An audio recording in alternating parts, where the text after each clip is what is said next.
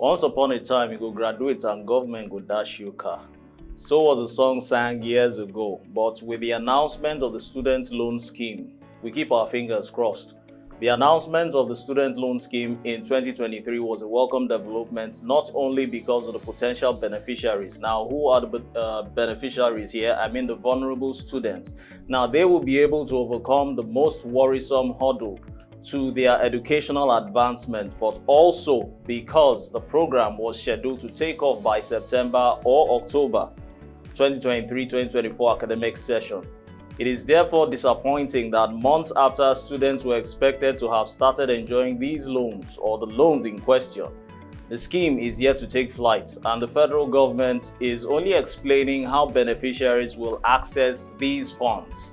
You're welcome to the show Viewpoint, where we discover perspectives and embrace dialogue. I'm your host, Odiawa AI. I am Elizabeth Veegil. Don't forget to subscribe to our YouTube channel, Veegil Media, and also follow us across all social media platforms at Veegil.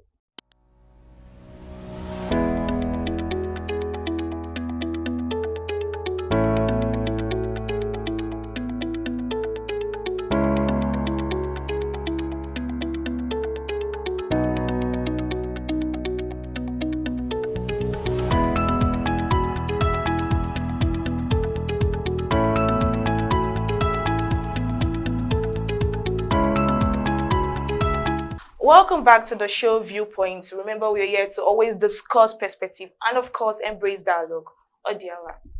Currently, right now, before we even dive into today's issue on ground, Nigeria lost to Ivory Coast yesterday. I mean, my heart is so heavy, and I can feel the whole Nigerian are actually not really happy. Are you like what? How are you feeling? To begin with, no holds barred. You win some, you lose some. Yeah, Nigeria has a history of grabbing the cup, all right. Fine, we haven't gotten to that stage in a very long period of time, but at least coming second is not a bad thing. Cote d'Ivoire, the host nation, fine, they did their best. Nigeria also played well too.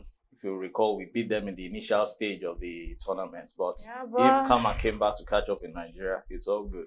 Guess the whole mood, like everywhere has been so quiet. Like, if we won, I know Nigerian will actually be shouting, but let's move straight to what we have for today. Right, so we are going to be talking about student loans. At the 29th Nigeria Economics Summit held on October 23rd to 24th, President Tinubu announced the commencement of the federal government student loan scheme by January 2024. Before the announcement, the president had on June 12 signed the Student Loan Access to Higher Education Bill into law. Nigeria has up to 18% of annual school dropout attributed to financial constraints. This loan scheme appears to be a solution, yet there are pros and cons, which we should analyze. On one hand is the loan helping impoverished families to finance their ward's higher institution education, and on the other hand is the problem associated with, repayment of the loan. So, Odiawa, what is your take on the students' free interest loan? Is it a welcome development? My own view, my own opinion, I would say it's a welcome development. But like you said, the pros and the cons, the merits and demerits, or advantages and disadvantages, these are things which are actually, they need to be weighed. And I want to believe that it is what has actually even delayed the execution of the loan. It's one thing to make this joyful announcement by the federal government about a particular policy which is to address a particular sector of the economy. But it's another thing to become lukewarm and begin to move move with the pace of a tortoise or snail towards executing it. Now, you actually said that this loan scheme ought to have taken flight, or taken off rather, in the academic session of September, October. But unfortunately, upon announcement as of June 13, 2023, it is yet to even be executed now in February 2024. And it begins to, students begin to look at it, am I actually a student? Because there are so many factors you need to look at it. Now, I'm talking about the aspect where it is not even, or it's a disadvantageous state. Because even before then, towards the ending of last year, we'll recall there was a hike in fees in higher institution. And this threw in so much trauma, not only to the students, but also to the parents. Because as we speak now, the fees now is not the only thing which is going to take care of the students. That fellow cannot write an exam or read his books or attend lectures on an empty belly. Exactly. You need to feed. And price of food has also skyrocketed also. These are things which they might look secondary, but they are also primary. The school fees is just one aspect of it. Now, this loan in question, the constraints now which students are going to face, which I want to believe we should talk about as we proceed in the show. This issue of a loan coming up, you've brought it on board. All right. Why has it not been executed? The pros and cons. Are they actually to benefit the poor students here in question or the vulnerable students? That's why students at the end of the day, they are hesitant or reluctant to even write the jam, and they'll say school na scam, according to the Gen Zs. Yes. These are part of the issues that make students look like a desical or put up this laissez-faire attitude when it comes to being trained or going to school. Okay, sorry to interject you. Are you aware that this loan is actually, the loan is only for school fees? Like you just mentioned, some of the things students will need. They need to feed, they need to buy books. But to my knowledge, the loan is the loan covers only the tuition fees. Are you aware of that? Now, it shouldn't even cover the tuition fees alone. Okay. Because the fee is only taking care of the registration of courses. I want to believe that. Right. Then even the stationaries from books, pens, or whatever, if there are those inclusive also to take care of those things which the students will need to even advance while in institution of learning. It should take care of, should be all encompassing, from feeding, maybe the hostel fees, all those kind of things. They need to be taken care of. So rather than a student loan, won't it be better if the government should introduce scholarship schemes like the one we have in Commonwealth, Shevlin, and the rest? But notwithstanding, let's check. Okay, now it's a welcome development. The government is looking for ways to help, poor families to, finance their students or their children education into the higher institution, because we have a lot of dropouts. Even in my time when I was in school, you have people coming into year one, and before you know, by 200 level, they drop out. So this is actually a welcomed development. But what are the criteria for someone now who wants to apply for this loan? What are the things that this student have to fulfill for he or she to be granted access to the student loan?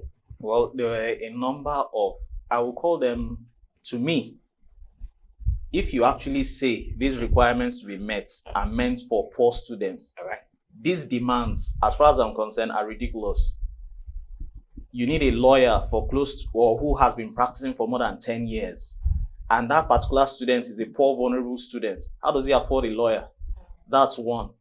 You should also bring a member of the judiciary, if I'm not mistaken. Your point. Yeah. You should also bring on board. Now, let's focus on the lawyer. They should also bring a guarantor, yeah. I think, too. Yes, a guarantor. Now, when you are actually, if the government is actually bringing, you say the education should actually be free and fair. Let's use advanced countries like Europe and let's use advanced countries in Europe like Germany and Sweden. Focusing on Germany now, we have the Federal Education and Training Institute. They call it BAföG. They are actually of the opinion that every individual who is of the higher institution learning age bracket, I'm not saying even the older ones are not entitled to higher institution training, yeah, but they are entitled to some loan or the other. And the requirements to meet up with these loans are not as stringent as the ones which we have here in Nigeria. I want to believe that it is these stringent and requirements which is actually even delaying the process, because they also need to even look at it. If at all you are to address the interests of poor students, the people who will be bearing the brunt will be the parents or the guardians. Because if you now say a student should actually go and work, just as you have in developing nations where a student can be doing some menial job like maybe delivery of newspapers and maybe doing a minimal job of maybe so number of hours. Let's say for instance in the US, you're working 6 hours and you're getting paid. At least you know that yes, the economy there is stable. Whatever you're going to make, you can take care of your feeding and even your tuition fees. But not in a system like Nigeria, where that's why I began by saying you graduate and government will give you car. That was a long time ago, years ago. But now, in this day and era, it's not possible. Why? Because even upon graduating with the profession of higher institutions, there are no jobs. Multinational companies which are even present are even evacuating and leaving. The likes of JSK, Procter & Gamble, Dunlop left a long time ago, even Michelin. And the list is still counting as we speak. Not forgetting even the brain drain, the experts in different fields or specialists in different fields who are even meant to train those on ground are not even there. Human capital is really important. Now, if these people are not really trained, we are not even a nation. That giant of Africa, as we speak now, is not in caps, but in lowercase letters. Okay, still on the clause required for students who want to apply for this for the loan, to have access to the loan. You mentioned they have to bring somebody from judiciary having 10 years experience. You also mentioned 2 guarantors and all that. Let me go to this angle. All right, now this, you just listed all these requirements and you said something, if I should quote you correctly, that they're actually stringent reasons. Now, for students who are actually from poor families and who don't actually have access to all these listed criteria that have been listed for them to have access to, apply for the loan, do you feel that, because according to the provisions of the bill, the loan is meant to be for everybody, irrespective of your gender, your race, and everything? So is this not an indication that this loan is going to be for selected people, because not everybody will be able to fulfill, the requirements that have been mentioned? I was about thinking along those lines. Why? Because being that I began by saying it's a welcome development, and it is not a welcome development. Now look at the constraints, the constraints are the ridiculous requirements which are meant for poor students, as you put it. Now, in a system here whereby, let's start from the NYSC, which they are going to meet, they've been agitating that there should be an increment. Frankly speaking, if you want to buy 6 kg of gas, you're spending close to 10,000 naira. So let's take the fact that 10,000 is out of it. Then your 20,000 naira is even, you need to transport yourself from time to time. And while in transit, you need to feed yourself. Now, as we speak now, there are requirements such that even upon collecting this loan, there should be a repayment plan. Now, this repayment plan, when you don't pay it, you don't pay it, there's a fine of 500,000 waiting for you. There's also another fine of incarceration, or even both. Now, a student now who is coming out to fulfill the dream of joining the labor market, with the hassle and whatever he or she must have faced or encountered while in higher institution, and also the tension of how do I repay this loan? Because we know how it is when one is in a debt crisis. The nation also is in a debt when you're owing someone. The Yoruba people, as we speak now, anyway, if you want to mock someone who's owing money, they address the person as Onigbese. So by the time you become an Onigbese, your blood pressure begins to go up. Much more, you're owing the federal government. Exactly. Now, being that, I will say it is for a selected few, because the way it has been so designed, where can a poor person with the prices of things going up get 500,000 naira to pay as a fine upon defaulting to repay the loan? If at all or peradventure he ends up in a jail cell, how does he or she even get out to even make money to repay the loan? That's the second question. Now, the third question is, with an unfavorable climate whereby the system has not even provided sufficient jobs for a prospective graduate, and then multinational companies are even leaving, the third question I want to ask is, how does he or she get a means of income or livelihood to repay the loan? Okay, coming down to, you just made mention of the unfavorable climate of jobs in Nigeria. We know that the rate of unemployment in Nigeria is bad, really bad. Okay, so the provisions of the bill provide for the establishment of the Nigerian Education Loan Fund with the power to supervise, coordinate, administer, and monitor the management of the student loan. One of the provisions one of the power that the NLF has is that they are required to liaise with the employers of the grantees, that's those who are benefitors of the loan, and conclude the documentation with employers to ensure that the required sum to be deducted from their salary. I'm very curious. Let me say, for instance, I'm a student. I got admission and I applied for this loan. I was granted the loan. I'm done with school, looking at the country, no job and everything. And finally, I get this job that is going to pay me 100K monthly as a salary. And the provision is saying that students will pay 10%, like for instance, now from 10% will be deducted from my salary every month. So they are to have access to the maybe the company, everything, my details and all that. Now, it's so concerning because I feel this is an infringement on human rights and privacy of information. For me to have access to this loan, it means that I have to give all my details, even down to every job I'm going to get after I'm done with school. Don't you feel that this is actually infringing on students' rights and their privacy of information? Well, I wouldn't say it's infringement in privacy of information, because the government has a right to know everything about its citizen. It's just like you having your father and your mother in the house. You cannot say they don't have a right to know everything concerning you. But as you grow older and you become independent, there is a certain extent to which they can know things about you. But when it comes to vitals like this, concerning funds, particularly when it's coming from the government, I think the government has a right to know everything about you. And there are instruments or apparatus in place to make sure that all your details or biodata is actually at the grasp of the government, starting from your NIN and the law, just to mention a few. Okay. All right, so moving over to the next question. How hard can this process get for the Nigerian student who is hopeful that the student scheme is going to be one that they can actually use to, scale through the hurdles of having to finance their education? Let's take it from this angle of a student who happen to be the one financing their education, and they just hear this news. They'll feel excited and happy. And in the long run is the issue with repaying this loan. And according to my knowledge and reports, if a student fails to, repay this loan, he or she is going to be fined, like you said, 500,000 or 2 years imprisonment. I feel that is so much. I feel it's a heavy punishment because I can't repay a loan.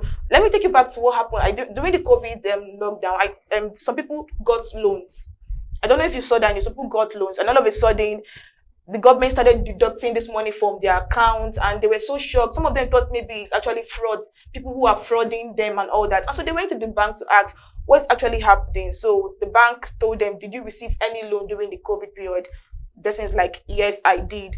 So now that would now be the same situation that might apply here, because I would just have money in my account, and because I borrowed loan years back as a student, all of a sudden I wake up one day and every money in my account is gone, or I wake up to police, handcuffing me. Don't you feel this is a heavy punishment to put on people who default to pay the loan, considering the fact that there are no jobs in the country and so many families are not capable of even feeding, and even with the hike in price of things? Well, it's not just heavy. It's like a judge slamming the gavel to make the final verdict on a criminal. But in this case here, the students have not committed any crime. I don't know why. Let's go back to 2020, the COVID era, the NSAS, where loans were being given. Developed nations were practically, even from door to door, making provisions to make sure that their citizens were well taken care of. Now, during that period, the country was meant to even give out palliatives, at least to ease off or cushion the effect of the COVID-19 period, the sit-at-home period, everything. But not everyone got all that. Now, even upon disbursement of these palliatives, why did you collect it back? You are the federal government. You are meant to play the father figure for everyone. Now, coming down to the students, as far as I'm concerned, the students are still infants. They have this embryo feature when it comes to the society. And people are out actually taking care of them. I've seen bricklayers who actually have to engage in menial jobs to be under the basking sun to make sure that that girl or that son of his graduates from school. I've seen elderly women who fry akara on the side of the road to make sure, and some of them don't even use gas. They have to make do with the smoke getting into their eyes, and it's dangerous. Some of them don't even make use of nose masks, and they inhale that smoke, and it's also dangerous. Now, what about these people in question now? They can't access these loans. They are barely managing to just take care of feeding and clothing. And even if feeding and clothing is barely even enough, and then you slam them these ridiculous requirements as fines. Very ridiculous. It's sad and appalling that the nation is not even considerate. I would say, just like MTN, when you borrow recharge card, then the next time you load your recharge card, automatically they deduct it. There should be reasons why there should be a deduction, not this kind of a requirement. If we could go back to the Awolowo days when education was free, I think there should be a replication in this day and era. Because why I say it sounds ridiculous, why? Because you can't be affording Jeeps which are not even of the vintage classics, which are running into hundreds of millions or hundreds of billions. Then you promise to give out your December allowance you've not lived up to these expectations. Your lifestyle is always increasing, and then it's always at the detriment of innocent people. Now, a song used to say back then, your power is nothing if your people can't access quality education. Once a person is enlightened, courtesy education, that nation will continue to grow. Yeah. I was looking at a particular picture. I saw Asian children in primary school or kindergarten. They were relaxing. Now, this issue of student loan, tomorrow night, it doesn't just restrict to those in the higher institutions of learning. When you are going through academic rigors, there's need for you to relax from time to time. But our students don't relax. Now, even the students' loan, it doesn't just end with students just collecting the loans, and upon receiving the loans, they address just fees. Only just fees. Only just fees. They need to eat. They need to sleep well. Even the halls in which they receive their lectures needs to be conducive enough. A pew that is actually meant for 5 people, you can end up seeing close to 9 people sitting on it. Some people practically sit on the floor. I'm a product of a Nigerian higher institution. So I know what I am saying. I have seen all these things. It's different from the private institutions. So if at all this student's loan is going to be executed with these ridiculous constraints which I have seen now, it's only going to benefit the rich and not the poor. Frankly speaking, Odewa, I just feel this is like a trap. It's a trap. One of the requirements for a student to apply for this loan is you need to have good grades. It means that if I want to apply for this loan, I don't have good grades, I don't stand a chance. So is that actually education being free and fair? It's not free and fair. It takes the grace of the maker, the creator, to actually make a Nigerian student, particularly from either a polytechnic, state or federal institution, to come out with a first class with the environment I'm seeing for learning. With the toxic environment. With the environment I'm seeing for students to learn, it takes the grace of the creator for one to come outside and begin to say, okay, yes, he needs to come out with good grades. Exactly. I have the same opinion with you. And also, I think there's something we also need to discuss. One of the provisions also for students to, apply for this loan is that you need to gain admission into a federal government school. It has to be a university owned by the federal government or the state government. So if I should get admission into a private school, do I stand a chance of getting this loan as a student? No. Or is it just limited to those who get admission into a university owned by the state government or the federal government? Not necessarily. Not necessarily. Reports has it that indigent students, that means primarily number one, you must be a Nigerian. Okay. So I think that is a step in the right direction. I think that's a So the school is not actually a concern. You just have to be a Nigerian. You must be a Nigerian first of all. You must be a Nigerian first of all. And I think it also accommodates students within the age bracket loan. I want to believe there should be an age bracket that could access this loan, because it also accommodates those who are in the vocational trade. Because if we look at it, the polytechnics are actually meant for the practical aspects. Yeah. And if we look at it closely, shedding more light, the university is actually cut out for the theoretical aspects to be applied side by side, parallelly, on a parallel note, rather, I beg your pardon, with the polytechnics, so that the system can function. Okay. But because the system has been bastardized, it becomes another misinterpretation or misrepresentation of facts. Okay, looking at the repayment plan, the student who receives the loan is expected to, repay that loan after 2 years completing the NYSC service. So I just feel the government they have envisioned it this way. Okay, during our service year, we're going to pay her 396,000. So they're expecting me to save that money to pay them back. I mean, it's not really realistic. It's not feasible with the provisions that they have in this bill, and I don't think it can actually work. I don't think it will even survive. A lot of students will become praise to the government. You can imagine when you have a lot of students owing the government, it's going to be a lot. It's going to be a lot. So what do you think should be the way forward? How should this bill be amended to ensure that students are not actually preyed on and not harmed? Number one, I will start with I know of a particular student who got into a private institution, a state institution. Okay. And the first question he was asked is whether he's an indigene of the state. But first of all, he's a Nigerian. So it therefore means that, but he had been resident in that state for years, even though that was not his state of origin. But first of all, he's a Nigerian. Now, another thing is, to address this issue, we shouldn't forget the fact that anytime a laudable policy is actually initiated by the government at whatever level, it is always bastardized. Why? Because we lack this maintenance culture. We lack this continuity or consistent culture. Exactly. So when all these things are not regarded, over time, they begin to be abused and misused. So we need to look at all these things so that at the end of the day, not just the students alone, the parents are not bearing the brunt, because there's no guarantee. Let's be factual about this. Upon finishing the NYSC, how can you be repaying back a loan out of a meager income of 30-something thousand when you're trying to fix up your life as an independent person? Exactly. Because when you're in the higher institution, you're partially independent. Yes. But by the time you're done with the higher institution or institution of learning, your parents are like, okay, most parents in Nigeria, they're like, okay, we need to start reaping the fruits of our labor. Particularly when you read a particular heavy course like medicine, engineering, accountancy or something, or maybe my son is a lawyer. You know how Nigerian parents brag. Exactly. And you're now owing the government also. The parents might now even begin to dampen the morale of that child. You know, I'm still owing the federal government. So all these things need to be looked into. So the government on its own part should make sure that these constraints are actually remedied.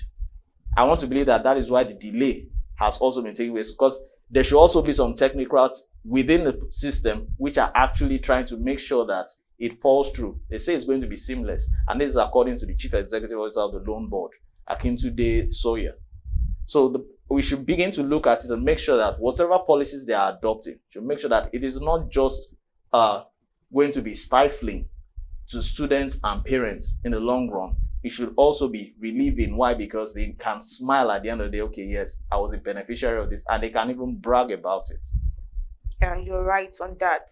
So while we are embracing and happy about the student loan, we hope that the government can be able to ensure that these loans are accessible to all students, and also the need to look into the requirements and the criteria that has to be fulfilled for a student to have access to this loan. And Odiawa, you are also a graduate and you have gone through this process. What would be your word of encouragement to every student out there hoping to gain admission to the higher institution and facing these financial constraints in furthermore? What would be your word of encouragement to them? Number one, there's this issue of Japa syndrome. Yeah. Why? Because it is perceived that there are greener pastures in institutions of learning outside the country. But ego better is what we always say. So we should just keep pushing, hoping that our leaders would sit back, reflect, and have a rethink to make sure that they set the path straight, clear enough for students to tread successfully, starting with this loan which they have initiated. It's a hope that this loan is not another shamble that will just come up and begin to be treated as some lukewarm entity at the end of the day. Because if the human capital is not addressed from its infancy stage, there's always redundancy waiting around the corner. And once you're redundant, you're no longer useful. We do hope so that this loan puts smiles to the faces of Nigerian students. It is on this note we are going to draw a curtain on today's episode of the Viewpoint Show. I'm Odiawa Aya. You do well to subscribe to our YouTube channel and follow us across various social media platforms. Thanks for watching. Thank you.